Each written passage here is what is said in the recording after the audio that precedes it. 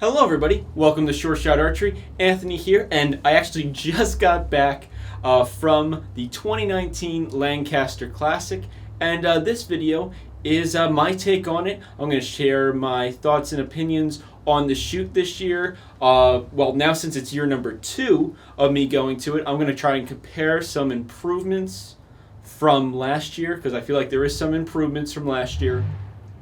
And I'm just going to give my overall opinion of the shoot as I shoot some of my first shots here back at home. Okay, so let's begin. I made myself a list, and we're going to go through all the pros first. The positive points of this. Most of them are related to last year's Classic, and they're just improvements that I feel like Lancaster and Lancaster Classic, the shoot, made for everybody overall. And number one was meeting the pros. Now, last year, Meet the Pros was right in front of the vendor area, and it was right in between the green range, which was on the side actually, and the blue range. And that caused just a massive traffic jam, and there was just so many people there. It was a good experience for young shooters and stuff like that, and just people that are fans of particular archers. You got to meet Rigo or Brady or whoever. Obviously they're all professional, pretty well-known shooters. That's who's going to be at Meet the Pros.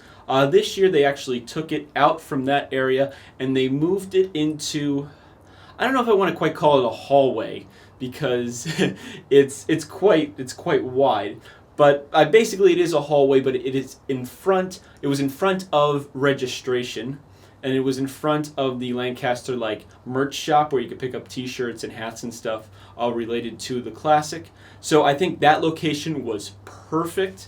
It was still at the venue. Kids could still easily get to it, but you weren't causing this massive traffic jam that was upsetting people that didn't want to have anything to do with Meet the Pros. So I think that's a major plus, and it was just really convenient, and it was nice and I guess not quite centrally located, but it was there greeting you before you went to the rest of the shoot.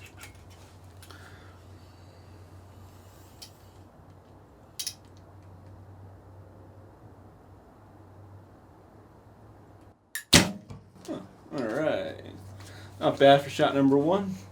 Now, next up, 2 practice fields. This was another, I think, improvement from last year's, and this is going to tie into a lot of things because there's a lot of things associated with this 2 practice fields.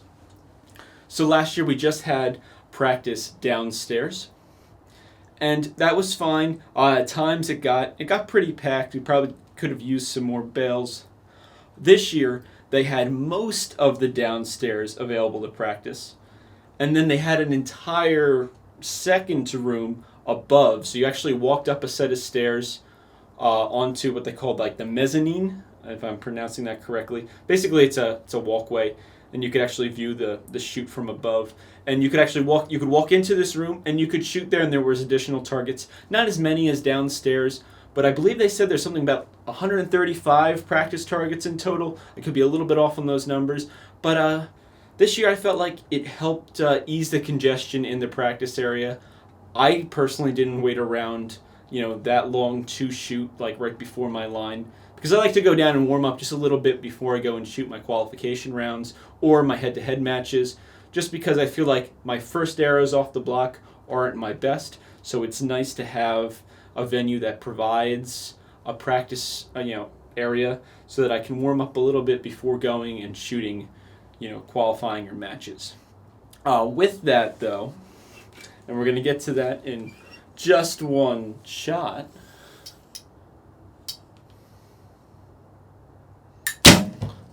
that ties into the finals area. So last year the finals area was where the live matches were held and broadcasted across YouTube and social media in general. They were held at the end of the green range before, and it wasn't a bad spot, and it fit well for I guess that point in time, and it made sense. But what they found out is that they were running the trophy tournament at the same time as some of the finals matches, and you can only turn off a particular row of lights. So they want to shoot the finals matches in the dark, besides the archers and the target, of course, being lit up. It gives a really cool effect, and it makes it special. You made it to the final, you get to be under the lights while everybody else sits in the dark and watches you. Even though that kind of sounds weird, but it's really cool. Like, it's an awesome effect. I definitely encourage you to rewatch the clips of the Lancaster Classic 2019 or 2018 or years before that, but definitely those two, because I was there, and I can definitely appreciate what they created. But if you watch 2018 Barebow finals, they were in just like regular lighting because they couldn't turn off the lights, because it would then turn off the lights on the kids shooting the trophy tournament, and that would be a mess. So what they did is they moved the finals into another area, which turns out to be part of the the original practice area. So we lost a little bit of that, but we gained a finals arena that you could have the lights off. So now the barebow shooters, who worked so hard to get where they got, and this year the numbers were unbelievably impressive, they finally got the real settings for shooting the barebow final, and so did a couple other divisions. Of course, I only showed up for barebow. Whoops. And then the next day, which is today that I'm filming because we just got back home, they also got to shoot in the dark completely, and that was really cool, and that's just a big bonus. I know there was a lot of information right then and there, but it really did make a difference, and it made the shoot, I think, a lot better. So I'm going to throw another arrow downrange, or, well, hopefully shoot another arrow downrange. We got to get back into the practice of things.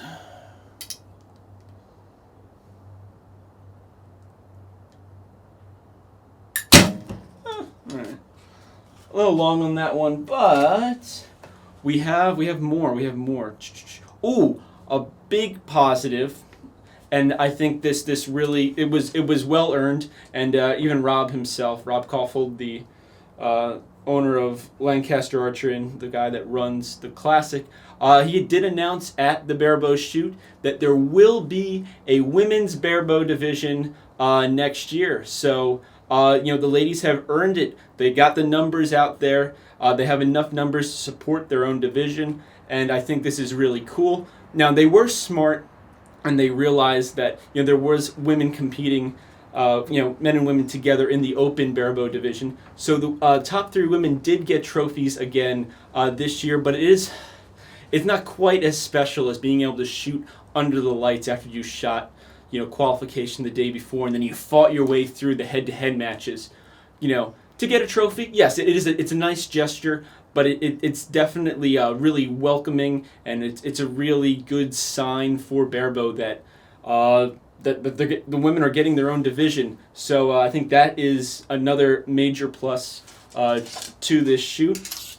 It'll be good to see if the 40 or so women that will have their own division next year will grow that. It would be cool to see if that turns into like 60 or 80 or maybe even 100 shooters next year in 2020. And then it'll be interesting to see if the men's keeps growing from there. I believe they were close to 200, but it'll be interesting to see if they break that number and just keep pressing on as the popularity of barebow grows in the United States.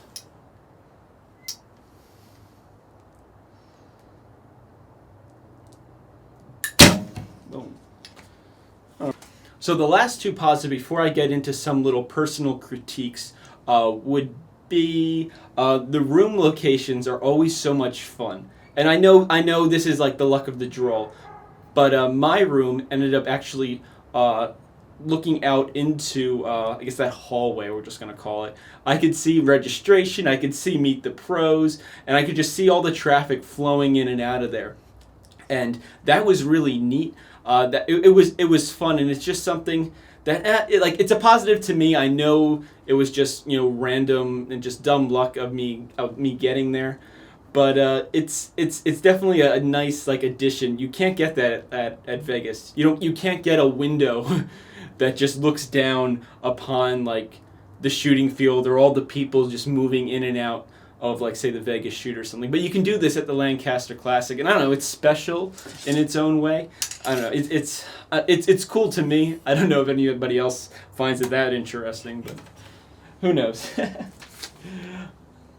And with that traffic that I'm, watching from my hotel window, which sounds kind of creepy again, it was interesting because we grew so much from last year, and now we have like cam involved, and then they moved Meet the Pros out into that registration area, and they had the Lancaster merch booth out there. It really drove in. I felt like it drove in additional traffic from non-archery sports. I know I saw some basketball players running around. Well, not running around, walking around. There was people that were doing soccer and stuff, and you can tell because they're in their uniform or whatever, and it was just like, all right, yes. So we're getting to this point that we're drawing in people from the public that don't normally experience archery every day of their lives. And they're getting to see this because our presence is being recognized, because we're starting to reach into, I guess, the more standard area, or your regular area of Spooky Nook, where they have like the rock wall and the gym and stuff like that. Those people noticed us, and they started coming in to investigate what was going on because they're curious. All right, next up, a critique or two. There wasn't really much. I was really quite happy with what was going on this year at the Lancaster Classic. And sometimes, for me, it takes a year to realize how some things weren't working out because, say, that venue realized that they were an issue and they corrected it, and that correction makes the old setup look poor. So it's really cool that, like, the Classic is evolving on its own, and it's doing a really good job at it. But the first one, and it's not a major deal, but there was banners set up, 2019 Lancaster Classic hanging from the ceiling when they were shooting, live, when they were shooting the finals live, and it's nice to like promote it. But one, they're like way up there. I doubt they're in any view of any of the broadcasting cameras.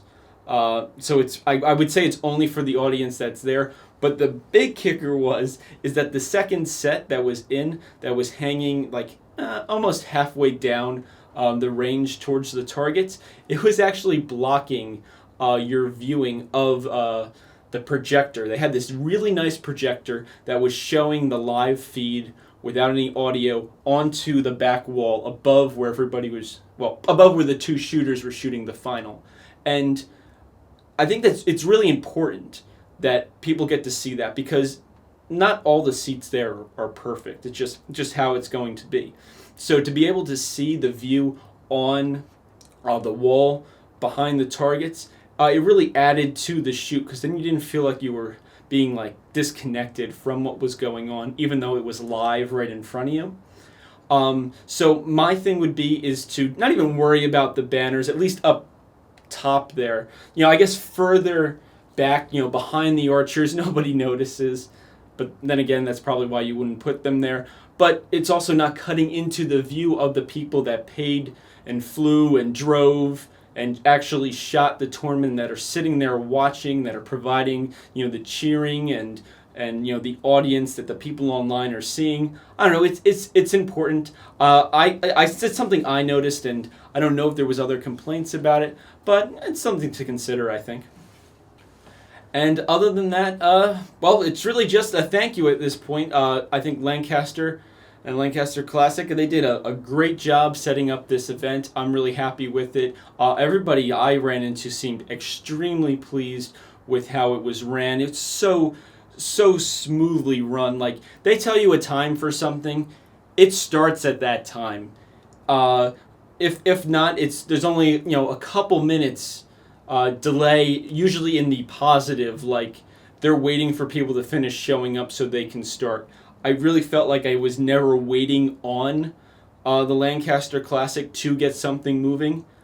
So I think that's a really big positive that a lot of some other major events in the United States could definitely learn from. I felt like this was definitely on par with, like, I feel like World Archery probably has a good timing standard, based on how the World Cups and stuff are ran. Of course, I don't know personally, but that is my understanding and the expectation I hold World Archery to. And I feel like the Lancaster Classic was right on par with this, and a lot of events could really, really learn from it. And just to wrap it up, I really liked the crowd for Barebow. Like, I like their enthusiasm.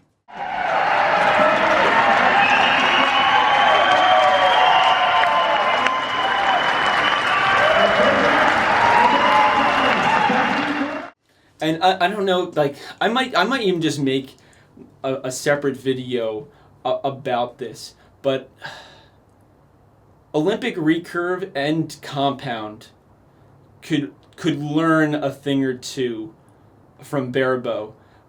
Their division is bigger than the male and female Olympic Recurve put together now. And I'll double check that. I'm pretty sure I'm not wrong, because there was only about 80 shooters or so in my division, and there was about 40 women, and there was a good 200 men and women Barebow shooters. And that grew drastically from last year, and now I can fully understand why.